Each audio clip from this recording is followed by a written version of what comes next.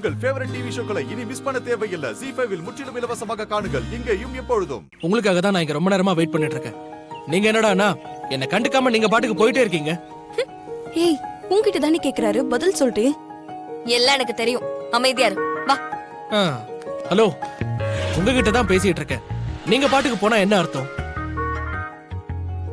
நந்தினி, ஏன் இப்படி பண்ற? என்னாச்சு உனக்கு? ஏய், நீ வாடி.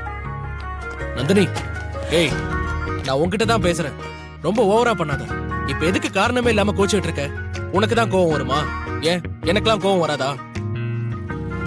எனக்கெல்லாம் கோவம் வந்தா நான் என்ன செய்வேன் தெரியுமா? என்ன செய்வ? என்ன மன்னிச்சுக்கோன்னு சொல்லி தோப்பு கரணம் போடுவேன்.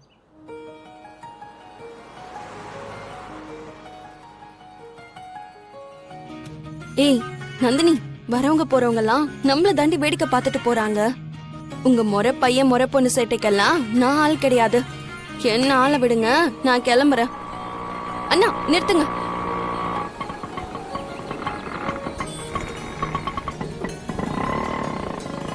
ஐயோ அருண், போதும் நிறுத்து. ரோட்ல நின்னு என்ன பண்ணிக்கிட்டு இருக்க? எல்லாருமே நம்மள தான் பாக்குறாங்க, மானமே போகுது. போட்டும் போட்டும், ஒன்னும் தப்பு இல்ல.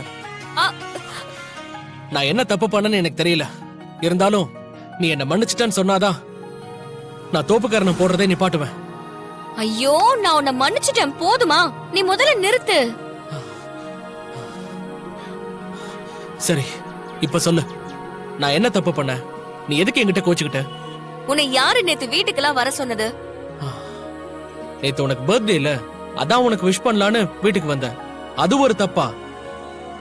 நார்மலா பொண்ணுங்கெல்லாம் நம்ம லவர் திருட்டுத்தனமா வீட்டுக்கு வந்து நமக்கு சர்ப்ரைஸ் கிஃப்ட் கொடுப்பாங்கன்னு ஏங்குவாங்க. நீ என்னடானா ஏன் வந்தன்னு கேட்டுட்டு இருக்க?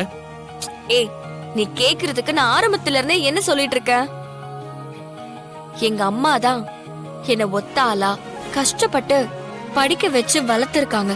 அதனால கடைசி வரைக்கும் எங்க அம்மா மனசு கோன்ற மாதிரி எந்த விஷயத்திலயும் நான் நடந்துக்கவே கூடாதுன்னு நினைக்கிறேன்னு உன்கிட்ட சொல்லிருக்கேன்ல. அதனால எங்க அம்மா யார சொல்றாங்களோ அவங்களதான் நான் கட்டிக்கலான்னு இருந்தேன். ஆனா ஏதோ நம்ம ரெண்டு பேருக்கும் ஒருத்தருக்கு ஒருத்தர் புடிச்சு போய் லவ் பண்ண ஆரம்பிச்சிட்டோம்.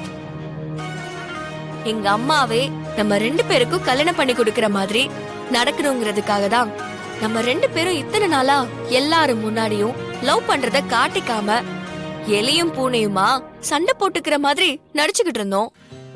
அது எதையும் யோசிக்காம லூசு மாதிரி நேத்து நீ பாட்டுக்கு வீட்டுக்கு வந்து நிக்கிற.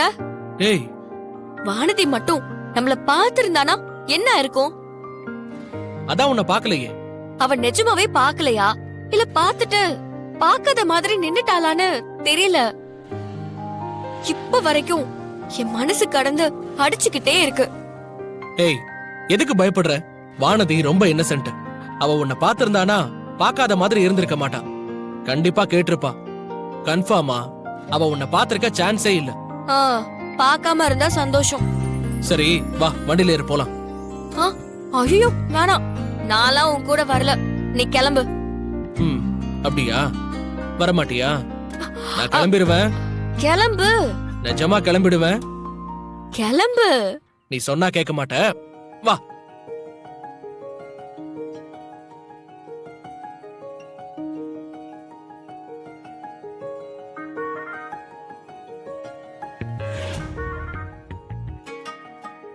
ZEE5 ஆப்பை டவுன்லோட் செய்து அனைத்து எபிசோடுகளையும் இலவசமாக பாருங்க.